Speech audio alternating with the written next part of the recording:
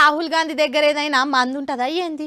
ఆయన ఏడికి పోయినా జనాలేగా పడుతుంటారు. చిన్న పోరగాల నుంచి ముసలోళ్ళ దాకా రాహుల్ తోటి షేక్ హ్యాండ్ తీసుకోవాలి, జరసేపు నడవాలి, ఫోటోలు దిగాలన్నా ఆరాట పడుతుంటారు. 3 రోజులు ఆయే కదా జోడో యాత్ర మళ్ళా షురువయ్యి. షేక్ హ్యాండ్ ఇస్తాందుకే సగం దినం అయిపోతుందంట పాపం రాహుల్ సార్కు. జోడో అంటే జోష్, జోష్ అంటే జోడో అన్నట్లే ఉంది కాంగ్రెస్ ఊపు చూస్తుంటే. పోయినసారి చేసిన జోడో యాత్రతోటి కాంగ్రెస్ కు బూస్టు, హార్లిక్స్ అన్నిచ్చిన రాహుల్ సారు ఇప్పుడు ఇంకో యాత్రతోటి రంగంలోకి దిగిండు. అయితే ఈసారి సెంట్రల్ ఎలక్షన్లకే గురిపెట్టిండు. ఇటు చూడుండ్రు ఒకసారి. రాహుల్ గాంధీ చెయ్యి దాకితే చాలు అనుకొని ఎట్లెగబడుతుండ్రో. ఏ మెల్లగా మెల్లగా భయ్యా, ఎక్కడికి పోతుండు మీ రాహుల్ సారు? అట్లా ఉరుకురికి కింద పడేరు చూసుకొని పైలం జర.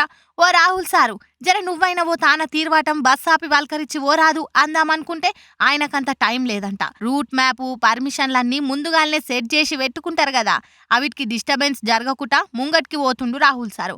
ఆయన దిగితే దిగి మాట్లాడుతుండేనేమో గాని ఎంతమందికని షేక్ హ్యాండ్ ఇస్తాడు? పాదయాత్ర చేస్తున్నప్పుడు ఇవే షేక్ హ్యాండ్లు పలకరింపులాయే. మళ్ళా మీదికెళ్ళి బస్సులో పోతున్నప్పుడు కూడా అంటే పాపం అలసిపోడా.